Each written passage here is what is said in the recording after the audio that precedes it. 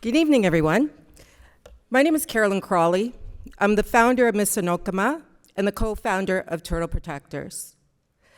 I was born in Mi'kmaq territory, which is also known today as Nova Scotia, but Toronto has been my home for the past 50 years since I was a young child. I'm here today to speak with you about relationship with the land through Indigenous ways of knowing and being. I am Mi'kmaq, Black, and Irish. And Indigenous peoples from coast to coast to coast have been in this deep and meaningful relationship with the land since time immemorial.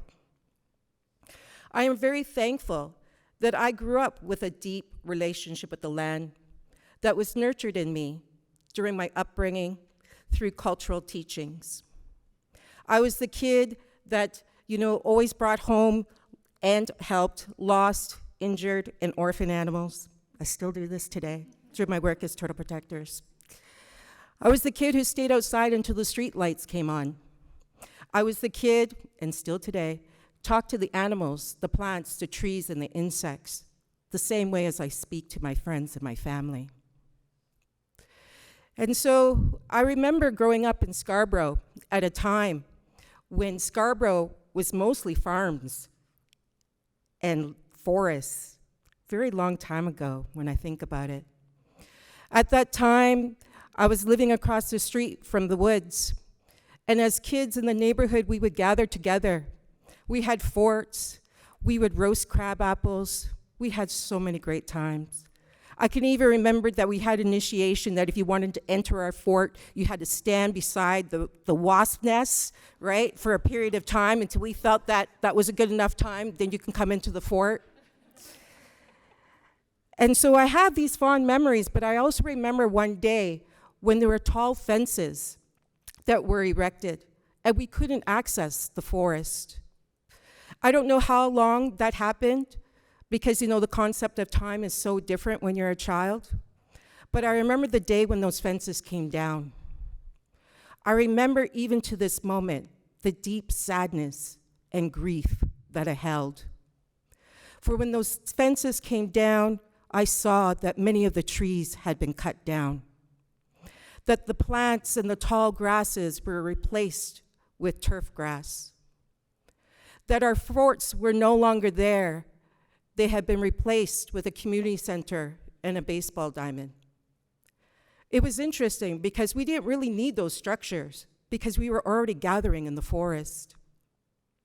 I didn't know how to process my grief.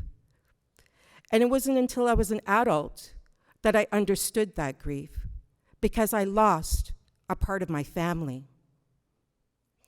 I mentioned that my business name is Msit, and that Mi'kmaq word translates to all my relations. And what that means is not our relationships with each other as humans, but it's considering all our relations, the animals, the plants, the trees, the insects, the waters, and seeing them as family or as kin, to be treated with the same level of respect, gratitude, and love as I treat my human family. And that is the way I grew up, in that deep relationship. And so through my business, Msit, the work that I do is creating opportunities for people to return home to that relationship. Because all of our ancestors at one time and place in history were in that deep, meaningful relationship that was culturally specific to where they were located. But throughout history, people have been violently separated or severed from those relations. We can still see today many Indigenous people still in that relationship and others who've still been able to, hold on to some elements of that relationship or rediscover that relationship in their life today. And so when we're thinking about this relationship, through Indigenous ways of knowing, it's about thinking about them as kin and thinking about what are we doing in our day-to-day activities. Are we considering them? Because through capitalist ways and even colonial systems that are still present today, that continue to oppress Indigenous peoples, also continue to oppress the land. So reconciliation needs to not only happen with Indigenous peoples, but also with the lands, because they continue to be harmed.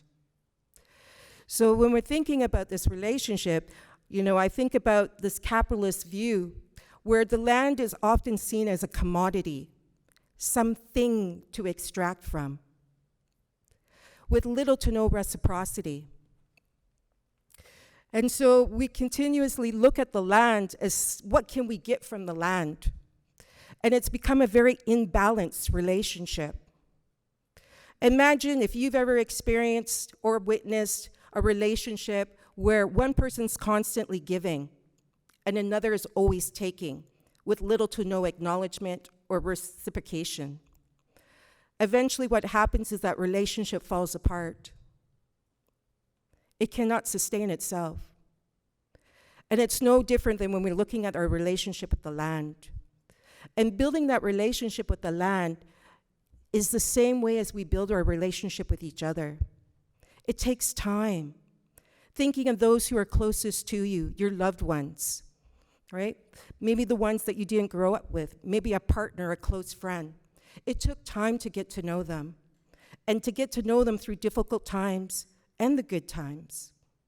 And it's no different when we spend that time with the land.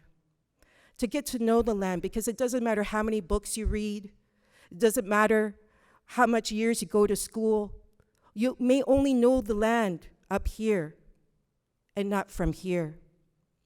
And so how do we find our way back home to this relationship?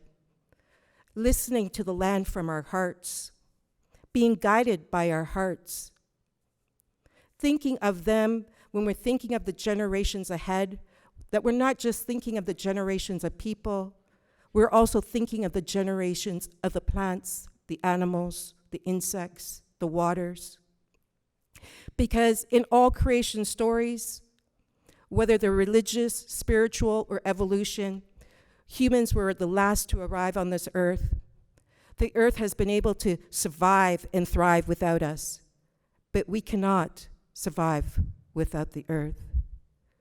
So I invite you to find your way home to that relationship and start thinking about what can we give back in our day-to-day for all that the earth gives us, not only for us to survive, but for some to thrive. For the earth has always been and still is our first healer, our first teacher, and our companion. So I want to say, Gichi Miigwech, Walalio, thank you, and may the forest be with you.